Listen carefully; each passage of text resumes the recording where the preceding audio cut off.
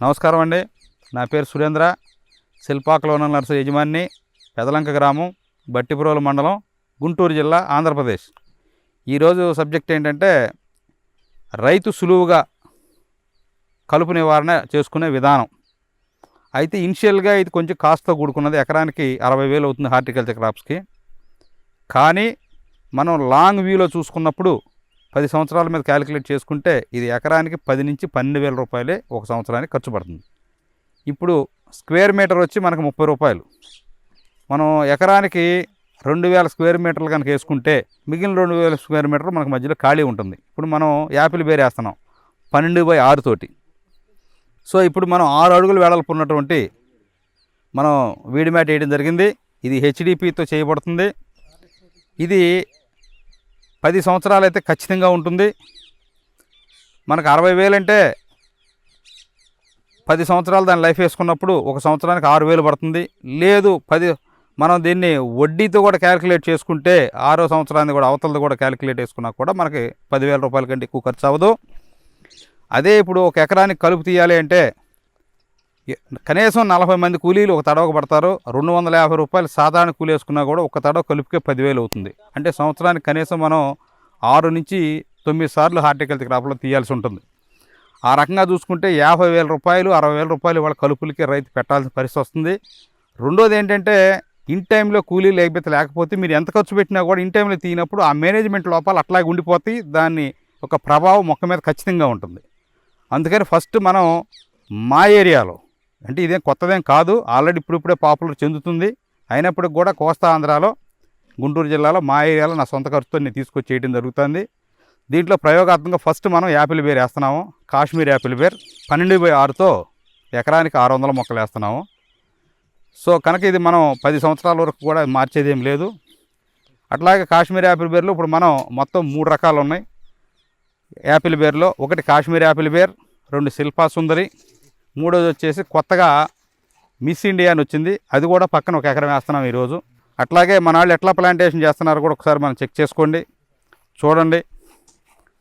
కనుక రైతాంగం వీలైన వరకు గవర్నమెంట్ కనుక సబ్సిడీలు ఇస్తే ఓకే, ఇవ్వకపోయినా కూడా సొంతంగా ఈ రకంగా వేసుకోవడం. హార్టికల్చర్గా ప్రధానంగా బత్తాయి, నిమ్మ, నారింజ, ఉసిరి ఇట్లా వీటన్నిటికి వేసుకోవడం ద్వారా రైతులు చాలా కంఫర్ట్గా ఉంటారనేది నా ఉద్దేశం.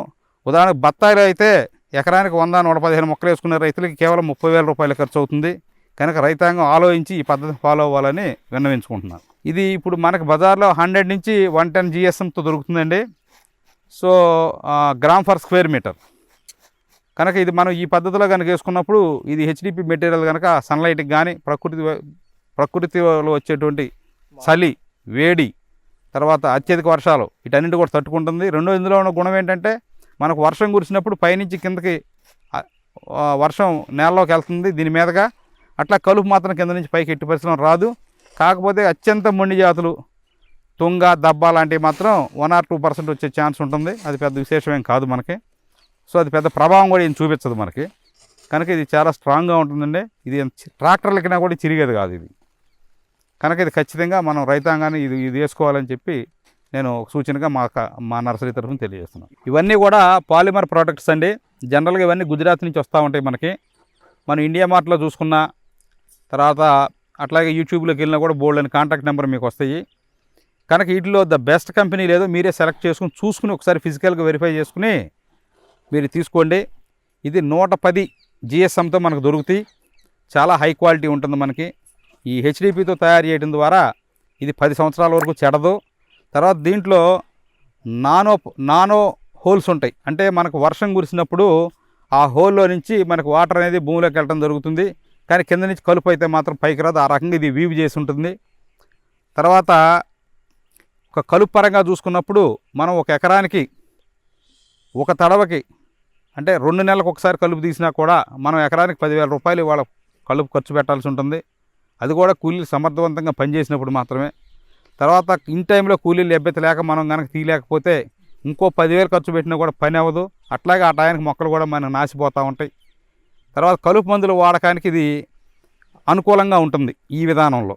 ఎందుకంటే మనకి 6 అడుగుల రేడియస్లో మనకి ఆల్రెడీ మల్చింగ్ పేపర్ ఉండటం ద్వారా ఈ మధ్యలో ఒక చిన్న బ్యాటరీ స్పేర్తో మనం కలుపు మందు కూడా కొట్టుకుంటూ వెళ్ళిపోవచ్చు. లేదు ఎవరన్నా ఆర్గానిక్ పద్ధతిలో చేయాలని పట్టుదల ఉన్నారో వారికి ఒక చిన్న ట్రాక్టర్తో, గొర్రుతో, కల్టివేటర్తో, రూటోవేటర్తో కూడా దీని కలుపును మనం 6 అడుగుల మధ్యలో మిగిలిపోతుంది కనుక మనం ఇంటర్ స్పేస్లో మనం చేసుకోవచ్చు. తద్వారా దీని యొక్క ఇన్వెస్ట్మెంట్ని మనం మొదటి సంవత్సరంలోనే కలెక్ట్ చేసుకోవచ్చు. ఎందుకంటే ఒక స్క్వేర్ మీటర్ వచ్చి మనకు 31 రూపాయలు వాళ్ళు జిఎస్టీతో కలిపి ఉంది కనుక మనం ఎకరానికి 2,000 స్క్వేర్ మీటర్లు వేసుకుంటే సరిపోతుంది. ఏది యాపిల్ బేర్కి, దానిమ్మకి. అట్లా కాకుండా బత్తాయి, మామిడి ఇట్లాంటివి అయితే మన 25 నుంచి 30,000 రూపాయలతోనే మనకి సరిపోతుంది. ఎందుకంటే దానికి ఏరియా తక్కువ ఉంటుంది కనుక. సో ఈ రకంగా లాభం. రెండోది, ఈ వీడి మ్యాట్ వేయడం ద్వారా కలుపు మొలకపోవడం కాకుండా మనకు వాటర్ కన్జంప్షన్ అనేది 80% తగ్గిపోతుంది. ఎందుకంటే అది డైరెక్ట్గా ఎవాపరేట్ కాదు. తర్వాత ఇది బ్లాక్ షీట్ అవడం చేత ఈ సకింగ్ పెస్ట్ అనేది కూడా ఇందులో దాక్కునేదానికి చాలా తక్కువ. ఎందుకంటే ఇది సూర్యరశ్మి నుంచి వేడిని అబ్జర్వ్ చేసి భూమిలోకి పంపిస్తూ ఉంటుంది కనుక అక్కడ కంఫర్ట్ ఉండదు. వాటికి పురుగులు ఏదైనా దాక్కుందామన్నా కూడా క్యాటర్ పిల్లర్ కానీ సకింగ్ పెస్ట్ కానీ ఇక్కడ దాక్కోవడానికి కూడా అవకాశం ఉండదు. రెండోది, మనకి పెస్ట్ మేనేజ్మెంట్ కూడా ఈజీ. ఇంతకుముందు ఏం జరుగుతుంది, మనం ఏదైనా పెస్టిసైడ్ స్ప్రే చేసినప్పుడు ఆ పురుగులన్నీ కూడా కొన్ని పురుగులు తెలియగలయి దూకేసి మట్టిలో దాక్కుంటాయి. ఇప్పుడు దాక్కునేదానికి ఆ రేడియస్లో ఏమి లేదు, అక్కడ దాక్కోవడానికి ఏం లేదు. ఇంకేమైంది, యువతలకు వచ్చి దాక్కోవాలి. అప్పుడు మనం ఇక్కడ కల్టివేట్ చేస్తాం అనుకోండి, పార్లాలుగా 100% పురుగులు సమర్థవంతంగా మనం నివారించుకోవచ్చు. ఇది ఒక లాభం. తర్వాత న్యూట్రిషను. ఎప్పుడైతే తక్కువ తేమ, తక్కువ నీళ్ళు వాడకంతో తేమ ఎవాపరేట్ కాకుండా ఉంటుందో న్యూట్రిషన్ కూడా స్టేబుల్గా ఉంటుంది. మైక్రోన్యూట్రియంట్ కానీ మ్యాక్రోన్యూట్రియంట్ కానీ లీచ్ కావు. తద్వారా మొక్క మరింత ఎక్కువగా పెరిగేదానికి అవకాశం ఉంది. సో ఏదేమైనప్పటికి కూడా మనకున్న సమాచారంతో స్నేహితులు, శాస్త్రవేత్తలు, మీడియా ద్వారా మనం తెలుసుకున్న విషయాన్ని ప్రాక్టికల్గా ఇప్పుడు ఇంప్లిమెంట్ చేస్తున్నాము. సో ఈరోజైతే మనం ఈ వీడియో ద్వారా మీకు తెలియజేయడం జరుగుతుంది. అట్లాగే ఈ వీడి మ్యాట్ అనేది మనకు రకరకాల సైజుల్లో మనం ఆర్డర్ ఇచ్చి కూడా చేయించుకోవచ్చు మీ యొక్క అవసరాలను బట్టి. ఉదాహరణకి 4 అడుగులు, 6 అడుగులు, 10 అడుగులు, 12 అడుగులు, 16 అడుగుల వరకు కూడా మనకు విడుతూ దొరుకుతాయి. ఇవి అమెజాన్లో కూడా దొరుకుతున్నాయి అని చెప్పి రామకృష్ణ గారు చెప్తున్నాడు. ఆ లింక్ కూడా మీకు పెట్టడం జరుగుతుంది. కనుక రైతాంగం ఈ మల్చింగ్ పేపర్ కంటే కూడా ఇది అనేక రెట్లు మెరుగని చెప్పి నేను సవినయంగా చెప్పగలను. ఎందుకంటే మల్చింగ్ పేపర్ అనేది మీరు ఎంత మైక్రాన్ వేసినా కూడా మహా అయితే ఇప్పుడు 35 నుంచి 100 మైక్రాన్ వేసినా కూడా అది ఉండదు. సంవత్సరానికల్లా అది పగిలిపోవటం, చిరిగిపోవడం జరుగుద్ది. రైతుకి ఎక్కువ ఖర్చు, ప్రతిసారి వేయటం తీయటం, లేబర్ మామూలుగా ఉండదు కదా. ఇప్పుడు ఇది వాళ్ళు ఈరోజు ఉన్నారు, దాదాపు 15 మంది లేబర్ పనిచేస్తున్నారు. 15 మంది కలిపి ఒక ఎకరానికి కంప్లీట్గా దీన్ని సెట్ చేయగలుగుతున్నారు. రేపు ఇంకో 15 మంది ఇంకో ఎకరానికి పడతారు. అదే రకంగా మనం ఈ మల్చింగ్ పేపర్ వేయటం తీయటం అనేది కూడా ప్రతిసారి కూడా కరెక్ట్ కాదు. అంటే లాంగ్ డ్యూరేషను, ఎక్కువ సంవత్సరాలు పెరేనియల్ క్రాప్స్కి, తర్వాత ఈ పండ్ల చెట్లకి ఏదైతే ఉందో వీటన్నిటికి కూడా మనం ఇది వేసుకోవడం ఉత్తమం అని చెప్పి నా అభిప్రాయం. అందులో ప్రయత్నంగా నేను మొదటిసారి వేస్తున్నాను. అట్లాగే ఇళ్ళ దగ్గర, అపార్ట్మెంట్ల దగ్గర, లేకపోతే ఇండివిజువల్ హౌస్లు వాళ్ళ దగ్గర కూడా ఎక్కడైతే వాళ్ళ కలుపు వస్తుందో అన్వాంటెడ్ ఏరియా, అంటే లాన్ గ్రాస్ పెంచుకునే చోట, అట్లాంటి చోట కాకుండా ఖాళీ ఏరియాలో కూడా దీన్ని పరుచుకుని దాంట్లో గుండు మేకో ఏదో ఒకటి గుచ్చుకుని గాలికి లేకోకుండా చేసుకుంటే కూడా కలుపు అనేది 100% రాదు. సో సాయిల్ ఫెర్టిలిటీ కూడా బాగుంటుంది. కనుక ఈ రకంగా దీన్ని వాడుకోవాలని విన్నవించుకుంటున్నాను.